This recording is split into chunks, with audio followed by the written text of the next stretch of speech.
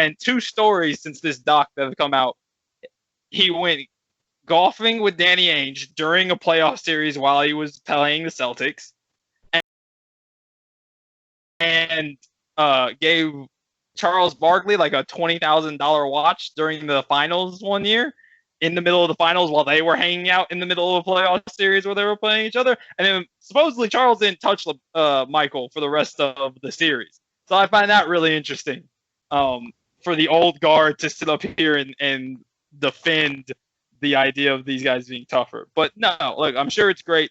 And if you really want to get into the history of teams like this, like, I'm sure it's fascinating. Me personally, not that real interested in their personal lives. We all know what they did. They won 6 out of 6 championships, and most people think that they would have won 8 in a row had Michael not retired. I don't know that that's necessarily true. He did actually play in one of those playoffs years where they lost to the Magic, but I know the NBA has burned those tapes, so that didn't happen. I got you. Here's my take on the Last Dance series. I think it gives Michael Jordan a fair case for his GOAT argument, his legacy argument, in a very set, digestible manner that really wasn't there before. And it allows him to kind of control his own narrative, because I think that's the best thing that Michael Jordan could do right now. We all know that when he gave the approval for this, for the Last Dance to come out, was when he was watching LeBron's parade after he took down the 73-win Warriors, down 1-3 in the finals, and had one of the greatest performances ever in the finals.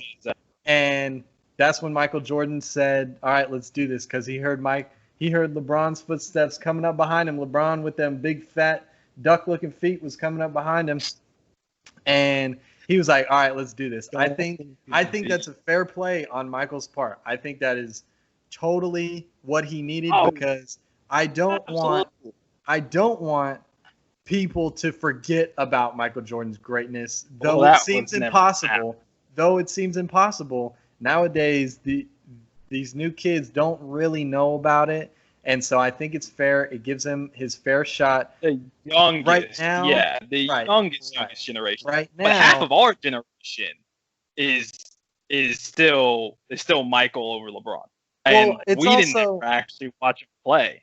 Right, but it's also LeBron is still playing, and I'm going to err on the side of a lot of people are just kind of giving the nod to Michael because LeBron is still playing. Like, his concrete is still wet. He's still got things to go. Like, I know that a lot of people don't discount his Wizard days when Michael was getting old, but, you know, if LeBron were to just suck it up in the last 5 years of his career, then I bet they would hold that against LeBron. So I mean, absolutely. I mean, right. So LeBron gets.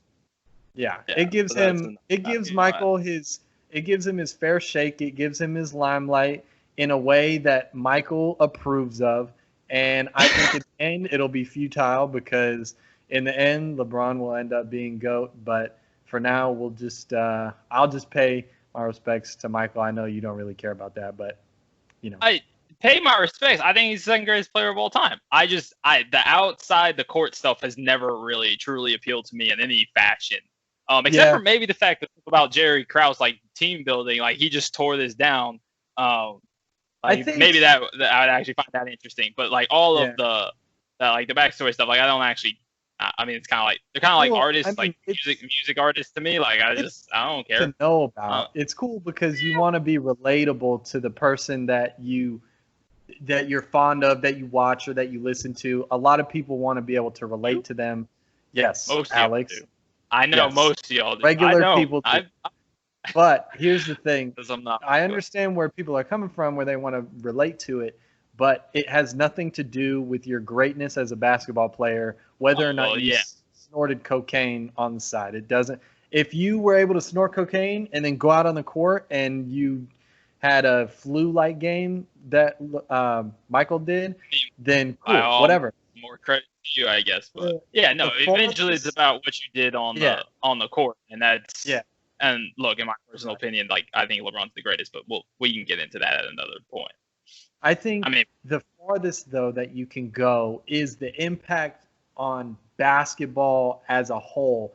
That's about the farthest yeah, away from the court you can get. Like Michael yeah, for started sure. an entire cultural Oh, absolutely. revolution, right? LeBron is starting an entire physiological revolution. He's starting a whole sociological Player, revolution. right? He's Player doing a empowerment. lot of different things, but whenever it's all said and done, it'll be up to us to decide, do we just want to look at his on-court stuff, or do we want to look at his holistic legacy as a person, not as a basketball player? So I think that The Last Dance is what gives Michael Jordan his shot to keep the limelight for a little longer, and that's going to be it for us. So if you liked what we had to say, like the video. If you disliked what we had to say, like the video. If you want to talk about it, comment. James, you might be back. And go ahead and We subscribe. didn't say anything about Tatum. We didn't say anything about Tatum.